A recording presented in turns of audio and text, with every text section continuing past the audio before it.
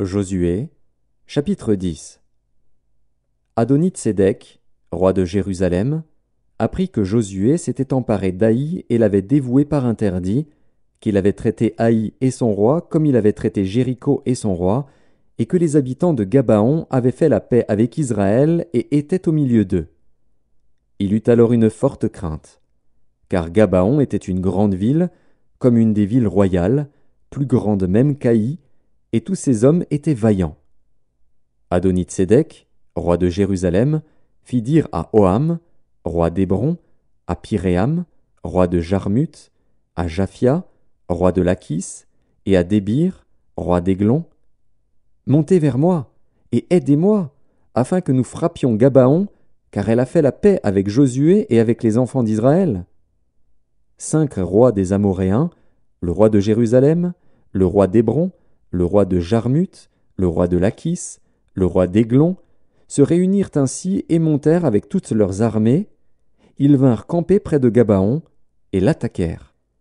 Les gens de Gabaon envoyèrent dire à Josué, au camp de Gilgal: N'abandonne pas tes serviteurs, monte vers nous en hâte, délivre-nous, donne-nous du secours, car tous les rois des Amoréens, qui habitent la montagne, se sont réunis contre nous.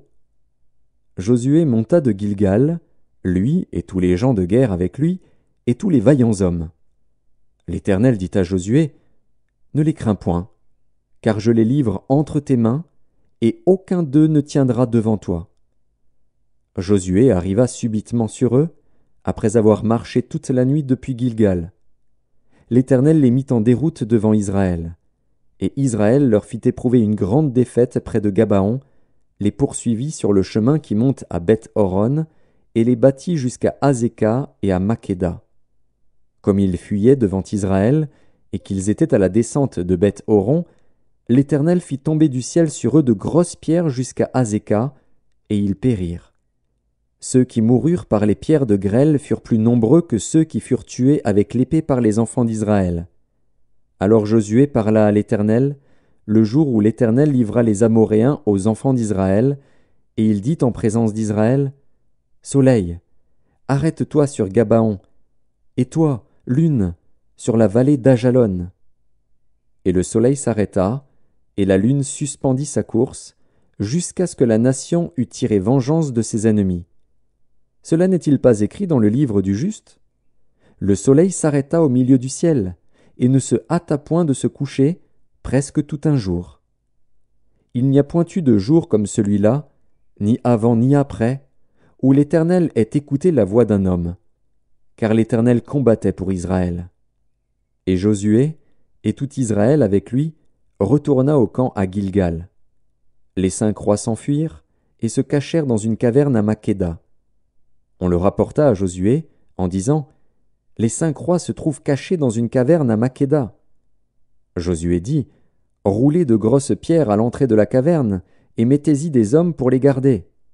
Et vous, ne vous arrêtez pas, poursuivez vos ennemis, et attaquez-les par derrière.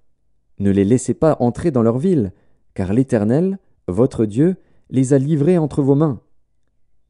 Après que Josué et les enfants d'Israël leur eurent fait éprouver une très grande défaite, et les eurent complètement battus, ceux qui purent échapper se sauvèrent dans les villes fortifiées, et tout le peuple revint tranquillement au camp vers Josué à Makkéda, sans que personne remuât sa langue contre les enfants d'Israël.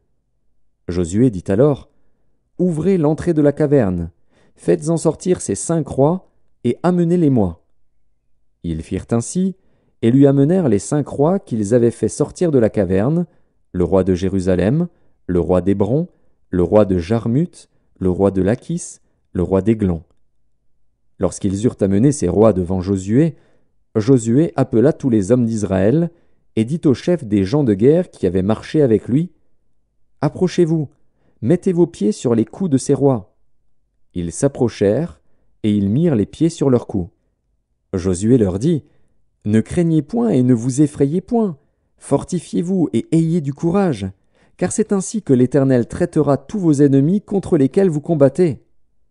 Après cela, Josué les frappa et les fit mourir. Il les pendit à 5 arbres, et ils restèrent pendus aux arbres jusqu'au soir. Vers le coucher du soleil, Josué ordonna qu'on les descendît des arbres, on les jeta dans la caverne où ils s'étaient cachés, et l'on mit à l'entrée de la caverne de grosses pierres, qui y sont demeurées jusqu'à ce jour. Josué prit Makkéda le même jour, et la frappa du tranchant de l'épée. Il dévoua par interdit le roi, la ville et tous ceux qui s'y trouvaient. Il n'en laissa échapper aucun, et il traita le roi de Makkéda comme il avait traité le roi de Jéricho. Josué, et tout Israël avec lui, passa de Makkéda à Libna, et il attaqua Libna. L'Éternel la livra aussi, avec son roi, entre les mains d'Israël, et la frappa du tranchant de l'épée, elle et tous ceux qui s'y trouvaient. Il n'en laissa échapper aucun, et il traita son roi comme il avait traité le roi de Jéricho. Josué, et tout Israël avec lui, passa de Libna à Lachis. Il campa devant elle, et il l'attaqua. L'Éternel livra Lachis entre les mains d'Israël, qui la prit le second jour, et la frappa du tranchant de l'épée, elle et tous ceux qui s'y trouvaient, comme il avait traité Libna. Alors Horam, roi de Gézer, monta pour secourir Lachis. Josué le battit, lui et son peuple, sans laisser échapper personne. Josué et tout Israël avec lui passa de Lachis à Églon. Ils campèrent devant elle, et ils l'attaquèrent. Ils la prirent le même jour, et la frappèrent du tranchant de l'épée, elle et tous ceux qui s'y trouvaient. Josué la dévoua par interdit le jour même, comme il l'avait traité Lachis. Josué, et tout Israël avec lui, monta d'Églon à Hébron, et ils l'attaquèrent. Ils la prirent, et la frappèrent du tranchant de l'épée, elle, son roi, toutes les villes qui en dépendaient, et tous ceux qui s'y trouvaient. Josué n'en laissa échapper aucun, comme il avait fait à Églon, et il la dévoua par interdit avec tous ceux qui s'y trouvaient. Josué, et tout Israël avec lui, se dirigea sur Débir, et il l'attaqua. Il la prit, elle, son roi, et toutes les villes qui en dépendaient. Ils les frappèrent du tranchant de l'épée, et ils dévouèrent par interdit tous ceux qui s'y trouvaient, sans en laisser échapper aucun. Josué traita Débir et son roi comme il avait traité Hébron et comme il avait traité Libna et son roi. Josué bâtit tout le pays, la montagne, le Midi, la plaine et les coteaux, et il en bâtit tous les rois. Il ne laissa échapper personne, et il dévoua par interdit tous ceux qui respiraient, comme l'avait ordonné l'Éternel, le Dieu d'Israël. Josué les bâtit de Kadès-Barnéa à Gaza, il bâtit tout le pays de Gozen jusqu'à Gabaon.